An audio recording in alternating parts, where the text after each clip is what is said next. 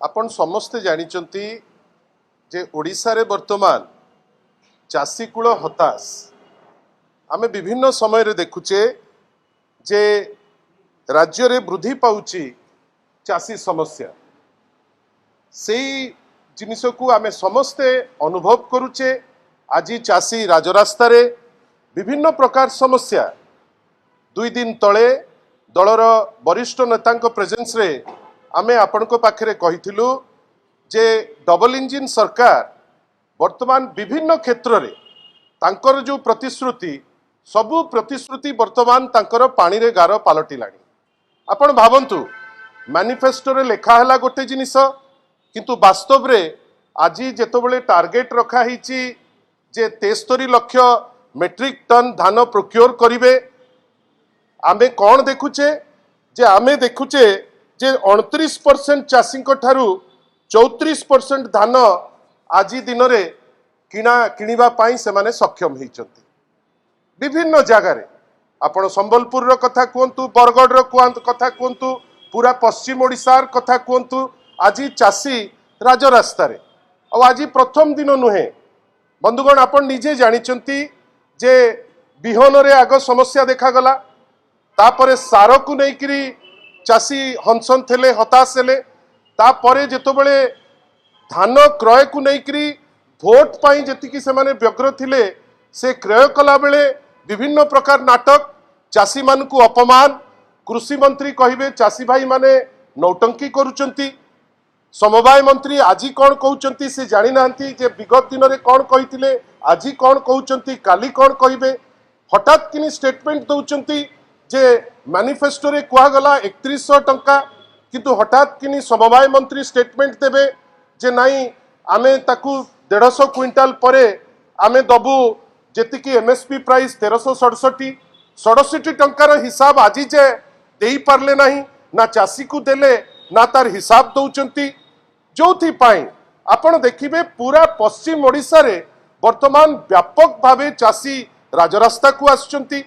आपण coastal patch रे देखिबे 8 रु 9 जिल्ला रे मंडी खोला हला नहीं एवं सबुठारु दुख जे नवेम्बर मासरे 1 तारिख रे जो मंडी खोलिबा कथा से मंडी खोलुची नवेम्बर शेष रे जेतिकिटी मंडी खोलिबार अछि से मंडी मध्य खोला गला नहीं 4100 बेली कहिथिले 2900 टी मंडी खोलिले बजेट ता पे आउटले नहीं 7500 कोटी टंका बजेट आउटले रखिचंती किंतु वोट पाई चाषी कूल को मिछ कही डाहा मिछ आमे जानिथिले जे डबल इंजिन माने गोटे मिछर बेस रे गोटे सरकार टे किंतु एते डाहा मिछ कहिबे केवल इलेक्शन रे वोट पाइबा पाई आज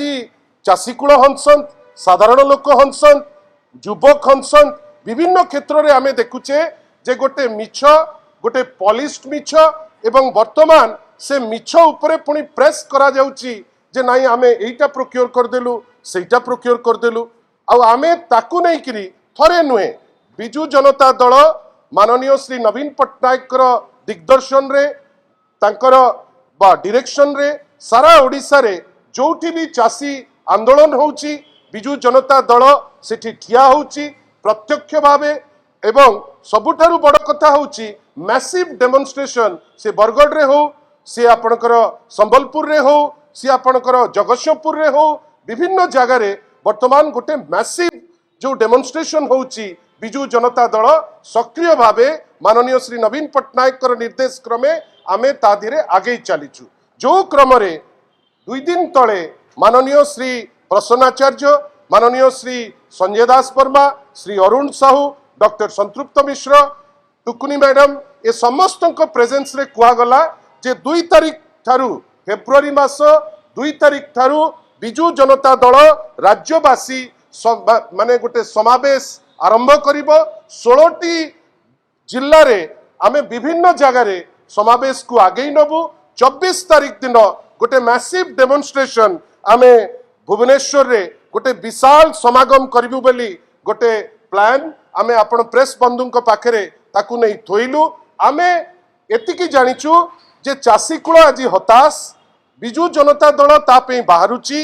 जेके ही व्यक्ति कि जेके ही समूह तापे जदि बाहरुचंती गोटे स्वागत योग्य पदक्षेप आमे नवनिर्माण कृषक संघर जो पदक्षेप को निश्चित भावे कहबू जे गोटे भल पदक्षेप